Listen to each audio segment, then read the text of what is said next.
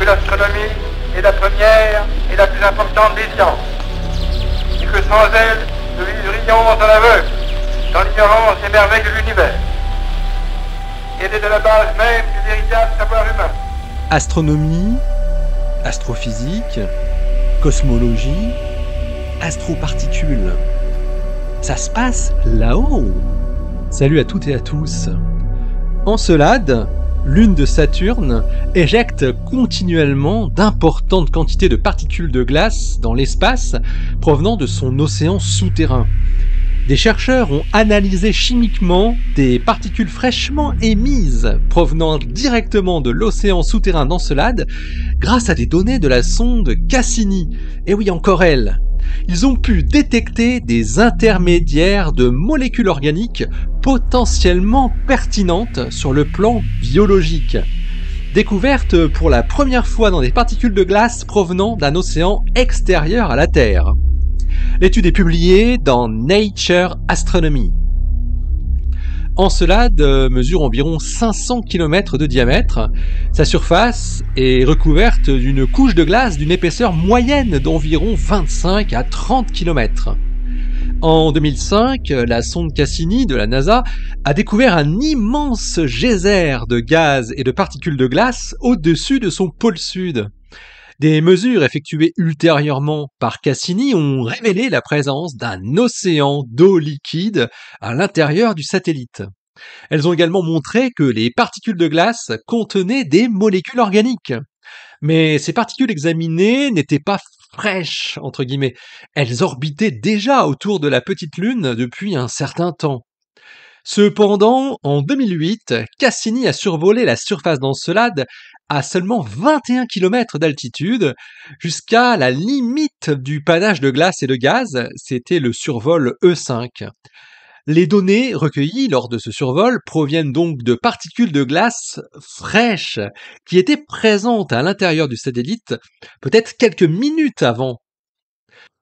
Nozair Khawaja de la Freie Universität Berlin et ses collaborateurs allemands, américains et japonais ont analysé ces données du Cosmic Dust Analyzer de Cassini qui avait été soigneusement archivé. Leur analyse confirme les résultats obtenus à partir de l'analyse d'autres données de Cassini. Ils sont maintenant quasiment certains que les composés simples et complexes découverts dans les grains de glace plus anciens de l'anneau E de Saturne proviennent également de l'océan d'Encelade. Les chercheurs soupçonnent que ces molécules ont potentiellement été synthétisées dans les champs hydrothermaux d'Encelade, des cheminées au fond de l'océan d'où jaillit de l'eau chaude. À savoir que dans les océans terrestres, on trouve des traces de vie autour de cheminées hydrothermales similaires. En 2023, d'ailleurs, une autre équipe avait identifié la présence de phosphate dans le panache, toujours grâce aux données de Cassini, ce qui signifie que 5 des 6 éléments CHNOPS, donc carbone, hydrogène, azote, oxygène, phosphore et soufre, qui sont bio-essentiels, eh bien, ont déjà été détectés dans le matériel provenant de l'océan d'Encelade. Cette fois, Khawaja et ses collaborateurs ont également identifié des molécules jamais détectées auparavant dans des particules de glace provenant d'un océan extérieur à la Terre. Parmi celles-ci, figurent des molécules pouvant servir de briques de composés complexes. De telles molécules, dont les pyrimidines, par exemple, ont également été détectées sur des astéroïdes comme Bennu et Ryugu.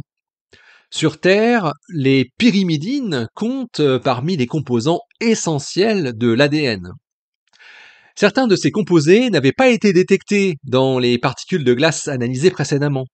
L'une des raisons de cette différence, selon les chercheurs, c'est probablement que Cassini se déplaçait à une vitesse particulièrement élevée lors de son trajet vers le panache. Et ça a permis à l'instrument CDA d'être plus efficace. Lors de l'impact, les fragments d'espèces chimiques contenus dans les grains de glace perdent des électrons et se chargent positivement.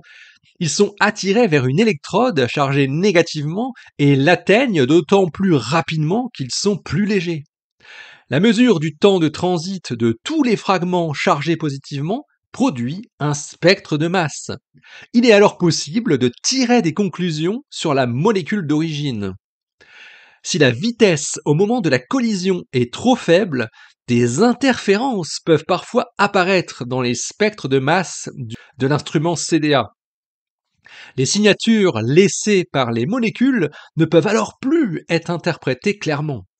Mais lors de son survol de 2008, Cassini se déplaçait à une vitesse de 18 km par seconde, au lieu des 12 km par seconde habituels, voire même moins. Grâce à la forte énergie libérée par la collision avec les particules de glace à cette vitesse, certaines influences perturbatrices dans l'analyse de masse de certains spectres de masse peuvent être exclues. Et Khawaja et ses collaborateurs voient donc des fragments moléculaires inédits dans les spectres de l'analyseur de poussière, permettant l'identification de composés aliphatiques, hétérocycliques, comme des esters et des alcènes, ou bien des éthers ou des éthyles, et aussi des composés portant des atomes d'azote et d'oxygène. Parmi les fractions aliphatiques portant de l'oxygène, les chercheurs estiment que les aldéhydes représentent une fraction significative dans les grains de glace fraîchement éjectés d'Encelade. Selon eux, les aldéhydes pourraient avoir été accrétés dans les matériaux de construction d'Encelade, puisqu'ils sont relativement abondants dans les comètes. Les aldéhydes représentent des intermédiaires dans la voie redox des hydrocarbures simples aux acides carboxyliques et aminés. La présence d'acétaldéhydes sur Encelade offrirait des possibilités de voies de synthèse vers des composés organiques plus complexes, essentiels à la vie. L'acétaldéhyde est également lié à l'acétylène, qui avait été détecté dans le panache par l'instrument INMS de Cassini, dans les cycles chimiques au sein des systèmes hydrothermaux prébiotiques. L'oxyde d'éthylène, C2H4O, pourrait également être un candidat potentiel pour ce type de caractéristiques spectrales, ce qui pourrait catalyser la formation de polymères à groupes terminaux multiples, par exemple des groupes CH2 ou OH.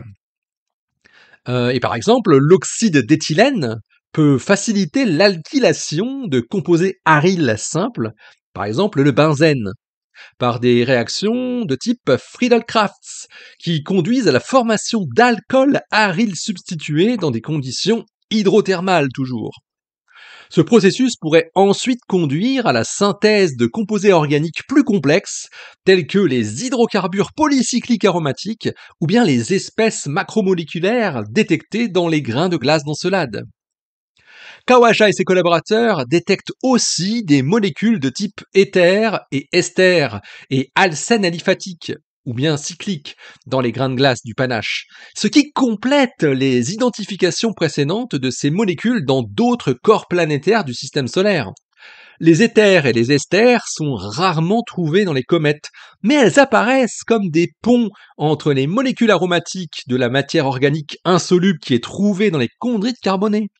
Et ça suggère que les molécules de type éther et ester peuvent être formées par des réactions aqueuses ou hydrothermales dans les corps chondritiques carbonés. Pour les chercheurs, la présence de ces composés et la possibilité de leur synthèse dans les systèmes hydrothermaux d'Encelade sont pertinentes pour l'habitabilité, étant donné leur rôle dans les contextes biologiques terrestres.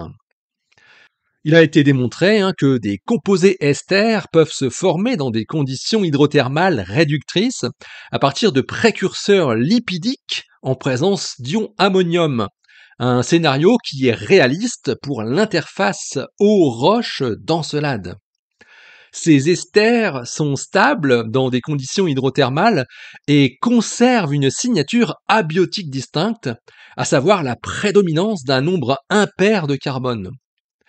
La détection de phosphate et d'ester sur Encelade est importante pour l'astrobiologie, car elle offre des voies potentielles vers des biomolécules importantes.